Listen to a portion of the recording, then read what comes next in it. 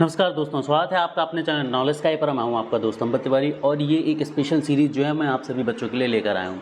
UPSC, PFO, ईओएओ 2025 जैसा कि आप सभी को पता है कि अब अराउंड द कॉर्नर है। जी हाँ दोस्तों, इस मंथ यदि सारी चीज़ें सही रहती हैं तो आपको यूपीएससी, पीएफओ, एपीएफसी, ईओएओ का नोटिफिकेशन देखने मिल सकता है। अब इंडस्ट्रियल रिलेशन जो है एक ऐसा टॉपिक है इस सब्जेक्ट में, इस एग्जामिनेशन में, जो एक बहुत की रोल प्ले करता है। यानी कि यदि आपका ये सब्जेक्ट अच्छा है तो आप डेफिनेटली बहुत अच्छा परफॉर्म कर सकते हैं। यदि हम बात करें तो 15 से 20 क्वेश्चन आपको यहाँ पर इस सब्जेक्ट से देखने को मिलते हैं। क्यों? क्योंकि ये सब्जेक्ट 3 भाग में आपके सामने आता है। एक इंडस्ट्रियल रिलेशन के फॉर्म में आता है, एक लेबर लॉज के फॉर्म में आता है, एक सोशल सिक्योरिटी के फॉर्म में आता है और यहाँ पर एक नई स्ट्रीम भी जुड़ चुकी है जो कि है न्यू लेबर कोड्स। जी हाँ दोस्तों, न्यू लेबर कोड्स। तो यदि हम इन चारों चीज़ों को कंबाइन कर दें तो लगभग आपको मिनिमम 15 क्वेश्चन और मैक्सिमम 20 क्वेश्चन आपको यहाँ पर 100% देखने को मिलेंगे। तो अब यदि हम बात करें 15 से 20 क्वेश्चन की, तो ये आपके लिए एक बहुत बड़ा फैक्टर होते हैं इस एग्ज़ामिनेशन में, बहुत ही ज़्यादा बड़ा फैक्टर होते हैं इस पर्टिकुलर एग्ज़ामिनेशन में। ठीक है, यदि हम बात करें कि आपको 75 क्वेश्चन चाहिए अपने कट ऑफ को क्लियर करने के लिए, तो वहाँ पर जो 15 क्वेश्चन हैं, यदि मैं से 15 क्वेश्चन भी मानूँ तो ये जो 15 क्वेश्चन हैं ये 1/5 यानी कि 20% होते हैं। समझ रहे हैं आप? एक सब्जेक्ट जो आपके 20% कट ऑफ को बहुत ईजीली कवर कर सकता है। और ट्रस्ट मी, इंडस्ट्रियल रिलेशन को यदि आपने अच्छे से पढ़ा है, यदि आपने मेरे 38 वीडियोस देखे हैं, तो आपको इंडस्ट्रियल रिलेशन अब टफ नहीं लगेगा। जिन भी बच्चों ने हमारी 38 वीडियो की सीरीज़ नहीं देखी है, मैं सभी बच्चों से बोलूँगा कि प्लीज़ आप इस 38 वीडियोज़ की सीरीज़ को ज़रूर देखें। यहाँ पर मैं आपसे बच्चों को बता दूँ कि चूँकि इंडस्ट्रियल रिलेशन एक बहुत इंपॉर्टेंट टॉपिक है, इसीलिए यहाँ पर मैंने ये नई सीरीज़ स्टार्ट करी है जिसमें मैं आपको ईपीएफ एक्ट 1952 से शुरुआत करा रहा हूँ और सारे के सारे एक्ट में हर एक एक्ट के 50 एमसीक्यूज़ जो हैं वो कराऊँगा। हर एक एक्ट के 50 एमसीक्यूज़ जो है मैं आपको कराऊँगा और यदि आप इन एमसीक्यूज़ को कर लेते हैं देन ट्रस्ट मी, आपके लिए ये एग्ज़ामिनेशन बहुत आसान होने वाला है। आपको किसी तरह की कोई समस्या नहीं आने वाली है। याद रखना है 20% आपका वेटेज ये एक सब्जेक्ट कवर करता है। सो हम क्या करने वाले हैं, हम सब्जेक्ट वाइज एमसीक्यूज़ को करने वाले हैं, एक्ट वाइज एमसीक्यूज़ को करने वाले हैं और हम 50 एमसीक्यूज़ देखने वाले हैं ईपीएफ एक्ट 1952 के। ये आपको 2 पार्ट में मिलेंगे, 25 एमसीक्यूज़ प्लस 25 एमसीक्यूज़। जी हाँ दोस्तों, ये जो एमसीक्यू सीरीज़ है ये आपको 2 पार्ट में मिलेगी। हर एक एक्ट के 2 पार्ट आपको मिलेंगे। ठीक है, हर एक एक्ट के 50 क्वेश्चन होंगे और 20 से 25 क्वेश्चन हम एक क्लास में कवर करेंगे। Get it? आई गेस सभी बच्चों के क्लियर होगा। यूपीएससी, पीएफओ 2025 के लिए हम यहाँ पर प्रिपरेशन कर रहे हैं। इससे पहले मैं बता दूं कि हमने नए मॉड्यूल जो है वो ऐड कर दिए हैं। 3 मॉड्यूल्स हम ऐड कर चुके हैं। इंडस्ट्रियल रिलेशन मॉड्यूल ऐड हो चुका है, अकाउंटिंग का मॉड्यूल ऐड हो चुका है और ऑडिट का मॉड्यूल ऐड हो चुका है। जैसे हम सारे के सारे 6 मॉड्यूल्स को ऐड करेंगे, अभी जो पैकेज की प्राइस है ये 399 है और ये बढ़कर दोस्तों 599 हो जाएगी प्राइस। जी हाँ दोस्तों, 599 प्राइस हो जाएगी, 200 रुपये से प्राइस बढ़ जाएगी। तो वो सभी बच्चे जिन्होंने अभी तक परचेज़ नहीं करा है, इसे परचेज़ ज़रूर से कर लीजिए, आपको बहुत हेल्प मिलने वाली है। ठीक है, अभी कम प्राइस में आप परचेज़ कर लेंगे। तो स्टार्ट करते हैं ईपीएफ एक्ट के आज के 25 क्वेश्चंस को। हमारा आज का पहला क्वेश्चन आपकी स्क्रीन पर ये रहा है कि PF act is applicable to an establishment engaged in any industry specified in. ये बोला जा रहा है कि जो पीएफ एक्ट है किसी भी इंडस्ट्री में, देखो हिंदी में यहाँ पर नहीं लिखा है लेकिन हिंदी में मैं बोल दूंगा, सभी बच्चों के लिए हिंदी में बोलूँगा और बहुत अच्छे से समझ आएगा, तो शांत मन से ध्यान से समझना है।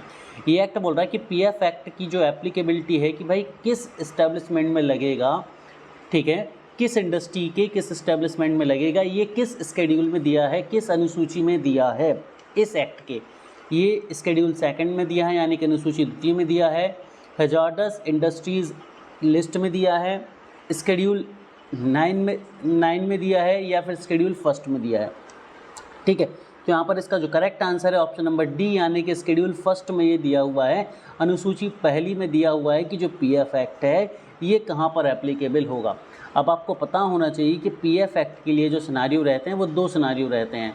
यहाँ पर एक विथ पावर वाला सिनारियो रहता है और एक विदाउट पावर वाला सिनारियो रहता है। मतलब वो इंडस्ट्री जो पावर की हेल्प से प्रोडक्शन करती हैं, और कुछ इंडस्ट्रीज़ होती हैं जिनमें पावर की ज़रूरत नहीं होती, जैसे बीड़ी के कारखाने होते हैं, अगरबत्ती के कारखाने होते हैं, वहाँ पर लोग हाथों से काम करते हैं, वहाँ पर इलेक्ट्रिसिटी की ज़रूरत नहीं होती। तो विदाउट इलेक्ट्रिसिटी या विदाउट पावर वाला केस है। अभी हम विद पावर की बात करें तो जहाँ पर मशीनें चलती हैं, जो प्लांट्स होते हैं जहाँ पर इलेक्ट्रिसिटी की कंसिस्टेंट रिक्वायरमेंट होती है, वो विद पावर वाले कहलाते हैं। तो एक ऐसी इंडस्ट्री जहाँ पर पावर का यूज़ होता है, वहाँ पर कम से कम 10 लोग होने चाहिए, तब EPF एक्ट एप्लीकेबल हो जाता है। और विदाउट पावर के केस में हम बात करें तो विदाउट पावर के केस में 20 लोग होने चाहिए किसी कंपनी में, तो वो कंपनी जो है एलिजिबल होती है EPF के बेनिफिट में रजिस्टर कराने के लिए। और जब वो बेनिफिट में रजिस्टर कराने के लिए एलिजिबल होगी, तब ही तो जाकर वो अपने एम्प्लॉयज़ को भी उसके बेनिफिट अवेलेबल करा पाएगी। अब याद रखना, EPF के लिए 2 लेयर्स होती हैं। पहले तो आपकी ऑर्गेनाइजेशन या आप जिस कंपनी में काम करते हो उस कंपनी को एलिजिबल होना चाहिए, और अब जैसी कंपनी एलिजिबल हो जाएगी तो वो अपने एम्प्लॉयज़ को देगी। तो एम्प्लॉयज़ के लेवल पर भी एक एलिजिबिलिटी क्लॉज लगता है कि कोई एम्प्लॉय उसके लिए एलिजिबल है या नहीं है। ठीक है, चलिए आगे बढ़ते हैं। और बेसिक्स तो आपको पता ही है कि इसमें 12% का डिडक्शन एम्प्लॉय की सैलरी से होता है, 12% डिडक्शन या कंट्रीब्यूशन एम्प्लॉयर करता है, यानी कि एम्प्लॉय भी इसमें कंट्रीब्यूट करता है और एम्प्लॉयर भी कंट्रीब्यूट करता है। टोटल 24% का अमाउंट जो है वो एक अकाउंट में जमा होता है, जिसे हम EPFO का UN बोलते हैं, यूनिवर्सल अकाउंट नंबर बोलते हैं, और इस यूनिवर्सल अकाउंट नंबर में ही ये पैसा जाता है। और 2-3 तरह के बेनिफिट्स मिलते हैं, उनको हम आगे क्वेश्चंस में डिस्कस करेंगे। सेकंड क्वेश्चन है, the minimum blank person must be employed in as establishment for the applicability of PF act. क्या बोला गया है कि PF एक्ट की एप्लीकेबिलिटी के लिए किसी ऑर्गेनाइजेशन में या किसी एस्टैब्लिशमेंट में कम से कम कितने लोग होने चाहिए, 15, 20, 35 या फिर 50। तो इसका जो करेक्ट आंसर है दोस्तों, ये ऑप्शन नंबर बी, 20 लोग होने चाहिए। अब यहाँ पर इस क्वेश्चन में ग्लिच है, ध्यान से समझना। यदि इस क्वेश्चन में देखो, ये क्वेश्चन 2-3 तरह से पूछा जा सकता है, और दोनों तीनों पॉसिबिलिटीज़ मैं आपको यहीं बता देता हूँ। केस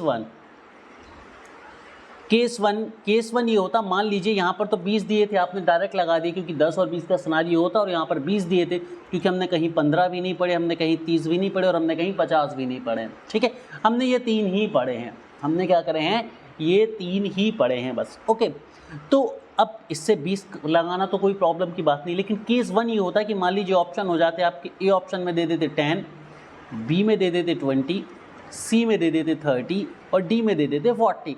अब आप क्या लगाएंगे, अब आप बोलेंगे सर 10 भी है 20 भी है, कौन सा सही होगा, कौन सा हम लगाएं।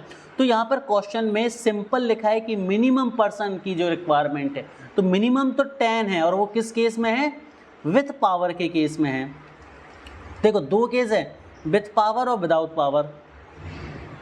विदाउट पावर है तो विथ पावर के केस में 10 है, विदाउट पावर के केस में 20 है। अब यहाँ पर हम स्पेसिफाई नहीं करा है कि पावर के साथ पूछ रहे हैं या विदाउट पावर पूछ रहे हैं, मतलब ऐसे एस्टेब्लिशमेंट जहाँ पर इलेक्ट्रिसिटी या पावर की नीड होती है या जहाँ पर पावर की नीड नहीं होती है। अब किस प्रोस्पेक्ट में हमसे ये क्वेश्चन पूछ रहे हैं, ये हमें क्लियर नहीं करा है। जब हमें क्लियर नहीं करा है तो हमारे लिए मिनिमम पूछा गया, तो मिनिमम पॉसिबिलिटीज तो 10 की है, जो कि विद पावर के केस में होता है। ठीक है, यही इसी क्वेश्चन में मैक्सिमम हो जाता तो हम 20 ले लेते, मैक्सिमम हो जाता तो हम 20 ले लेते, सॉरी 20 नहीं लेते, मैक्सिमम का तो कोई ब्रॉड ही नहीं है। ठीक है, तो केस 1 तो ये हो गया। केस 2 होता, केस 2 क्या होता, यदि स्पेसिफाई कर देते कि विथ पावर या विदाउट पावर की बात करें तो उस केस में 10 या फिर 20 आपका आंसर होता, जो भी होता, विथ पावर में 10, विदाउट पावर में 20। तो आई गेस ये क्वेश्चन 2 तरह से आपसे पूछा जा सकता है, 3 तरह से। ठीक है, और उन तीनों तरह से ही आप इस क्वेश्चन का आंसर दे पाएंगे, कंफ्यूज नहीं होना। यदि नॉर्मल मिनिमम लिखा है तो 10, केस ओपन कर दिया तो 10 या 20 जो भी है वो। नेक्स्ट क्वेश्चन की तरफ हम पढ़ते हैं, पढ़िए आप लोग, जब तक मैं पानी पी लेता हूँ। सभी बच्चों से रिक्वेस्ट करूँगा वीडियो को एक बार लाइक ज़रूर कर दीजिए। तो the term appropriate government is defined in which section of PF act. देखो यहाँ पर मैंने क्या करा है दोस्तों, थ्योरी तो मैंने आपको PF एक्ट की बहुत डिटेल में पढ़ाई दी है, तो कोई दिक्कत नहीं है। अब यहाँ पर मैंने क्वेश्चंस थ्योरी से कोशिश करी है कि कम लूँ, क्यों, क्योंकि यहाँ पर मैंने सेक्शन से क्वेश्चन लेने की कोशिश करी हुई है। अब यहाँ पर मैंने सेक्शन से क्वेश्चन लेने की कोशिश करी हुई है, तो उसके पीछे रीज़न ये है कि देखो सेक्शंस बच्चों को जनरली याद नहीं होते हैं। अब मैं यदि क्वेश्चंस करा दूंगा आपको, इन क्वेश्चंस को आप 2 से 3 बार भी देख लेंगे तो आपका काम इजीली बन जाएगा, सेक्शन को आप बहुत जल्दी रिवाइज कर पाएंगे और क्वेश्चन से आपको आइडिया भी हो जाएगा। अच्छा, एक और चीज़ यहाँ पर ये भी है कि हम इन क्लासेस को सिर्फ 15 से 20 मिनट में कंप्लीट कर देंगे, तो ऐसा नहीं है कि आपको 1-1.5 घंटे देखना पड़ेगा, नहीं, ये हमारी यूनिकनेस है कि भाई आपको हम ऐसे सेशंस अवेलेबल कराएंगे कि आप बहुत क्विकली चीज़ों को, ज़्यादा चीज़ों को कम समय में पढ़ पाएंगे इफेक्टिवली। यही हमारी यूएसपी है। तो आगे बढ़ते हैं कि भाई एप्रोप्रिएट गवर्नमेंट को किस सेक्शन में डिफाइन करा गया है, सेक्शन 2A में, सेक्शन 2B में, सेक्शन 2D में या फिर सेक्शन 2E में। तो एप्रोप्रिएट गवर्नमेंट को डिफाइन करा गया है दोस्तों ऑप्शन नंबर ए यानी कि सेक्शन 2A में डिफाइन करा गया है एप्रोप्रिएट गवर्नमेंट को। ठीक है, एप्रोप्रिएट गवर्नमेंट क्या होगी, या तो दो पॉसिबल गवर्नमेंट है, या तो स्टेट गवर्नमेंट होगी या फिर सेंट्रल गवर्नमेंट होगी। तो स्टेट गवर्नमेंट कब होगी एप्रोप्रिएट गवर्नमेंट, यदि एक ऐसा एक्ट है जो स्टेट गवर्नमेंट ने जारी करा है तो उस केस में एप्रोप्रिएट गवर्नमेंट स्टेट गवर्नमेंट होगी। और सेंट्रल गवर्नमेंट की बात करूं तो ऐसे एक्ट जो सेंट्रल गवर्नमेंट ने बनाए हैं उस एक्ट में एप्रोप्रिएट गवर्नमेंट कौन होगी, सेंट्रल गवर्नमेंट होगी। क्लियर है, हम सभी ने देखा है कि industrial relation, labour law, social security, ये तीनों के तीनों जो टर्म हैं ये कॉन्करेंट लिस्ट में आते हैं। अब कॉन्करेंट लिस्ट में आएंगे तो इनसे रिलेटेड पावर्स और रिस्पॉन्सिबिलिटी स्टेट गवर्नमेंट के पास भी है और सेंट्रल गवर्नमेंट के पास भी है। तो इसके लिए स्टेट गवर्नमेंट भी रूल्स बताएगी और सेंट्रल गवर्नमेंट भी रूल्स एंड रेगुलेशंस बनाएगी। तो जब state government rules and regulations बनाएगी तो वहाँ पर एप्रोप्रिएट गवर्नमेंट हम स्टेट गवर्नमेंट को रखेंगे, और जब central government rules and regulations बनाएंगी तो वहाँ पर हम सेंट्रल गवर्नमेंट को एप्रोप्रिएट गवर्नमेंट के तौर पर रखेंगे। ये सिंपल सा सिनारियो आपके लिए रहा। ठीक है, आगे बढ़ते हैं, हमारे अगले क्वेश्चन की तरफ चलते हैं। That is question number 4। According to section number 2A which is the appropriate government for mine in given state. ठीक है, गिवन स्टेट। तो यहाँ पर थोड़ा सा एक माइन के केस में बात करेंगे कि एप्रोप्रिएट गवर्नमेंट कौन होगी। माइन यानी कि खदान के केस में तो ये बोला गया कि सेक्शन 2A के तहत यदि हम बात करें तो एक खदान के केस में एप्रोप्रिएट गवर्नमेंट कौन होगी। तो कौन होगी भाई, option number B, central government होगी। क्यों, क्योंकि माइन से रिलेटेड जो एक्ट है वो सेंट्रल गवर्नमेंट ने दिया है। यदि ये EPF एक्ट के बारे में भी बात करेंगे तो ये भी बता दूँ कि जो EPF एक्ट है ये सेंट्रल गवर्नमेंट का एक्ट है और सेंट्रल गवर्नमेंट का एक्ट है। तो यहाँ पर सेंट्रल गवर्नमेंट ही एप्रोप्रिएट गवर्नमेंट होगी। तो अब एक चीज़ समझो, EPF के लिए स्टेट गवर्नमेंट ने कोई भी एक्ट पास नहीं कराया। मैं एक बार फिर से बता देता हूँ कि EPF एक ऐसा सिनारियो है जिसके लिए स्टेट गवर्नमेंट ने एक्ट अभी तक पास नहीं करे और ना कर सकते हैं। ठीक है, सिर्फ सेंट्रल गवर्नमेंट ने इसके लिए एक्ट बनाए हैं। और जो EPFO है ये सेंट्रल गवर्नमेंट की ऑर्गेनाइजेशन है। क्या आपने कभी भी कोई ऐसा रिक्रूटमेंट देखा जो आपको स्टेट लेवल पर EPFO में जॉब देता हो? नहीं, सेंट्रल गवर्नमेंट के लेवल पर ही UPSC एग्ज़ाम को कंडक्ट कराती है। मतलब EPFO UPSC के थ्रू जाते हैं और UPSC के थ्रू मतलब ये एक सेंट्रल गवर्नमेंट की जोनर बन गया आपके लिए। क्लियर है, आई गेस सभी बच्चों को क्लियर होगा। तो EPFO में भी सेंट्रल गवर्नमेंट जो है वो रोल प्ले करेगी यहाँ पर। आगे बढ़ते हैं नेक्स्ट क्वेश्चन की तरफ। अगला क्वेश्चन आपकी स्क्रीन पर ये रहा, that is the question number 5। Section 2AA of this act defines the term. बोला गया है कि जो सेक्शन 2AA है इस PF एक्ट का, EPF एक्ट का, ये किस चीज़ को डिफाइन करता है, ये किस चीज़ के बारे में आपको बताता है। ऑप्शन है हमारे पास बेसिक वेजेस, ऑप्शन बी हमारे पास authorised officer, option number C हमारे पास गवर्नमेंट, या फिर ऑप्शन नंबर डी हमारे पास नन ऑफ दीज। ठीक है, तो इस पर्टिकुलर क्वेश्चन की यदि मैं बात करूँ तो इसका जो आंसर है ऑप्शन नंबर बी है दोस्तों। क्या है इसका आंसर? ऑप्शन नंबर बी है कि ये अथॉराइज्ड ऑफिसर के बारे में बात करता है। किसके बारे में बात करता है? अथॉराइज्ड ऑफिसर के बारे में। तो सेक्शन 2AA अथॉराइज्ड ऑफिसर के बारे में बात करता है इस एक्ट से रिलेटेड सिनेरियोज में। अगले क्वेश्चन की तरफ हम चलते हैं। अगला क्वेश्चन आपकी स्क्रीन पर ये रहा, question number 6। Deputy provident fund commissioner is an authorised officer. ये ट्रू है या ये फॉल्स है? यहाँ पर बात करी गई है डेप्यूटी प्रोविडेंट फंड कमिश्नर जो है, जब आप APFC के पेपर को निकालेंगे, APFC के पेपर को आप निकालेंगे तो असिस्टेंट प्रोविडेंट फंड कमिश्नर आप बनेंगे, प्रोविडेंट फंड कमिश्नर आप बनेंगे। तो ये जो इस सीरीज़ है ना, इस सीरीज़ का सबसे छोटी पोस्ट APFC होगी। APFC के बाद DPFC बनेंगे आप, DPFC के बाद PFC बनेंगे आप, PFC के बाद एडिशनल PFC बनेंगे एंड देन सो ऑन। ठीक है, ये सिनारियो इस तरह से चलता रहता है। तो ये ट्रू है या फॉल्स है? तो यहाँ पर हम बात करें ये बिल्कुल ट्रू है। यदि हम बात करें APFC की, हम बात करें DPFC की, हम बात करें PFC की, ये तीनों के तीनों ही ऑथराइज्ड ऑफिसर की कैटेगरी में आते हैं इस पर्टिकुलर क्लॉज के हिसाब से। ठीक है, तो याद रखना है। यदि समझ आ रहा है तो एक बार मुझे लाइव चैट के थ्रू थम्स अप दे दो यार कि हाँ सर बढ़िया पढ़ा रहे हो आप, समझ आ रहा है। सभी बच्चे एक बार मुझे थम्स अप जरूर दे दो यार।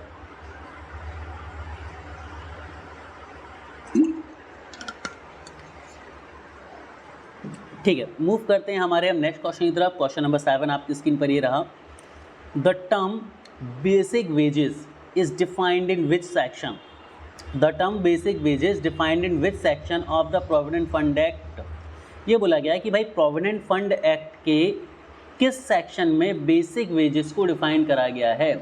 ठीक है, सेक्शन 2G में डिफाइन करा गया है, सेक्शन 2D में डिफाइन करा गया है, सेक्शन 2B में डिफाइन करा गया है, फिर option number D none of these. अब देखो मैंने सेक्शंस इसलिए लिए हैं क्योंकि देखो बेसिक्स तो सभी को पता है यार EPF के, लेकिन सेक्शंस में आप कंफ्यूज होते हो। सेक्शंस पर क्वेश्चन आ जाता है और सेक्शन पर क्वेश्चन आ गया तो वहाँ पर बत्ती गुल मीटर चालू हो जाएगा। ठीक है, मतलब माइनस मार्किंग तो होती रहेगी लेकिन आपके आंसर की बत्ती क्या हो जाएगी, गुल हो जाएगी।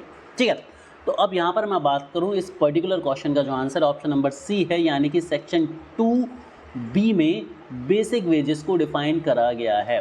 ठीक है, बेसिक वेज क्या होती है ध्यान रखना। एक बेसिक, जब भी एक सैलरी होती है गवर्नमेंट में तो बेसिक सैलरी होती है और बेसिक सैलरी पर ही सारी कैलकुलेशन होती है। क्यों डिफाइन करा गया है? क्योंकि ये जो 12% डिडक्शन होता है आपकी सैलरी से, या ये जो 12% कंट्रीब्यूशन किया जाता है आपके एम्प्लॉयर की तरफ से, तो ये किसका 12% होगा ये भी तो डिसाइड करना है ना, किस चीज़ का 12% होगा।